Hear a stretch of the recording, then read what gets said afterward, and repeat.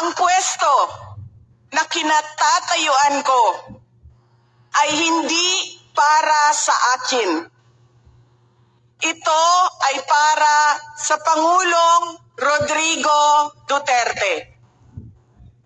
Pero tinawag ako ng tadhana dahil kinidnap ang tatay nating lahat.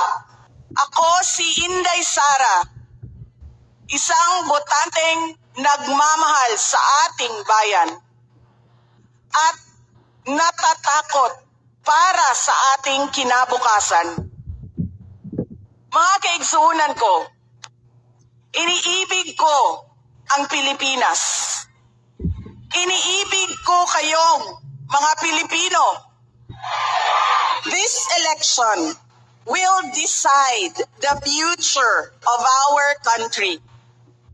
Ang boto ninyo ang magbibigay katiyakan kung maituloy ang pagbabago o tuloy-tuloy na lang tayo sa kapahamakan. Filipinos deserve better. Nagpapasalamat ako dahil nandito pa rin kayo at nakikinig sa akin sa kabila ng kaliwat kanan na paninira nila. In the past months, my name and my family's name have been dragged through the mud. I have repeatedly said it before, and I will say it again now. I am not the problem of this country. Hindi ako ang problema ng Pilipinas. Hindi Duterte ang problema ng Pilipinas. Sino nga ba ang tunay na makikinabang kung tuluyan ng burahin sa mundo ang pamilyang Duterte?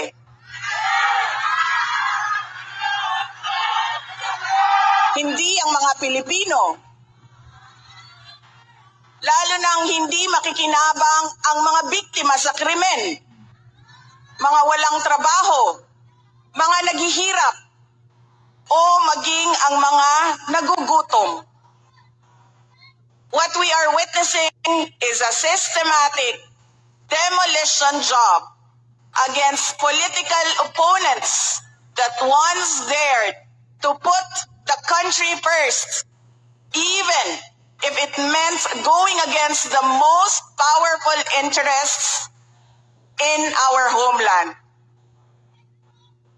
Sa kasamaang palad, iniluklok natin ang isang leader na walang kakayahang maintindihan ang tunay na kalagayan ng mga Pilipino. At higit sa lahat, hindi kayang magdesisyon para sa kapakanan ng sambayanan. Pinagbabayaran natin ngayon ang pagpili ng maling leader. Nakikita natin ang lantaran at walang pakundangang paglabag sa ating saligang batas. Pinamumunuan din tayo ngayon ng isang taong patuloy pa ring tumatanggi, sumailalim sa isang pampublikong hair follicle drug test at nagsinungaling sa 20 pesos ang bigas. Ang masakit pa, nakuha nilang kidnapin ang dating Pangulo at dali-dalian nilang itinapon sa ibang bansa upang litisin ng mga dayuhan. Higit pa sa mga kabiguang ito ay isang mas malalim na pambabastos at pang-iinsulto sa ating mga Pilipino. Iniinsulto nila tayo sa paggamit ng ayuda upang bilhin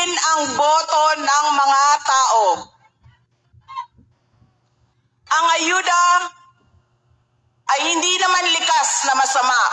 Sa katunayan, marami ang natulungan ito noong panahon ng pandemya. Ngunit, kapag ginamit ito para manipulahin kayo at pagsamantalahan ang inyong kahirapan upang manatili sila sa kapangyarihan, nagiging sandata ito ng pang-aabuso. Again, Filipinos deserve better. We must return to long-term, concrete programs, not short-term dole-outs that are being abused by those in power. Ang kailangan ng Pilipino ay isang mabisang food security program. Isang programa na tutugon sa problemang pinakamalapit sa bituka, ang gutom. Ang kailangan ng Pilipino ay isang modernong hybrid education system na nakasandal sa pagtuturo ng disiplina at pagmamahal sa bayan. Ang kailangan ng Pilipino ay isang tunay na universal healthcare system na tutugon araw-araw sa lahat ng health centers at hospitals. Masakit sa kalooban nating lahat ang kalagayan ng maraming nating OFWs na malayo sa kanilang mga mahal sa buhay. At higit sa lahat, ang kailangan ng Pilipino ay peace and order. Kailangan nating ganap na puksain ang kriminalidad, illegal na droga, terorismo, at insurgency sa pamamagitan ng makatotohanang non-partisan Philippine National Police na suportado ng ating sandatahang lakas. Undangon ang mali na pagpili sa atong mga opisyales. Hindi ako mapapagod na sabihin ito. We Filipinos deserve better. Tunay na kapayapaan at kaunlaran na hindi lamang para sa iilang politiko at mayayaman. Kaya sa May 12, kailangan natin maging mapagmatyag. May mga ulat at bulong-bulungan na may mga kumikilos na sa iba't ibang parte ng ating bansa. Mga babala na maaaring nagsisimula na ang malawakang dayaan sa halalan ng alyansa. Ang binuong alyansa ay isang mapanganib na pagsasanib puwersa ng isang administrasyong walang kakayahan, mga elitistang liberal, at mga tinaguriang makabayan na ang tunay na hangarin ay manatiling mahirap ang taong bayan. Isang alyansa na handang ibalik tayo sa kadiliman ng narco-politics, sa bangungot ng Typhoon Yolanda, kung saan ang mga Pilipino ay iniwan sa ulan, sa gutom, at sa kawalang malasakit. Ito ang alyansang muli nais nating alipinin gamit ang kahirapan, kasinungalingan, at kapangyarihan. Let us show the world that no amount of vote buying or cheating can suppress the fury burning in our hearts.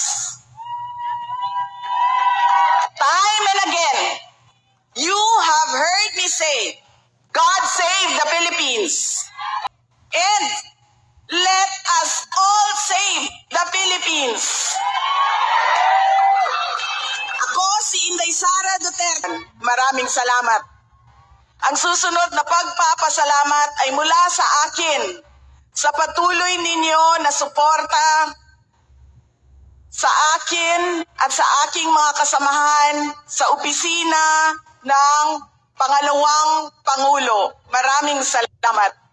At ang huling pagpapasalamat ay mula sa aming pamilya. Dako kaayo ang amuang utang nga kabubuton kaninyong tanan sa oportunidad na ginahatag ninyo kanamo nga makaserbisyo sa atuang nasod. Daghan salamat.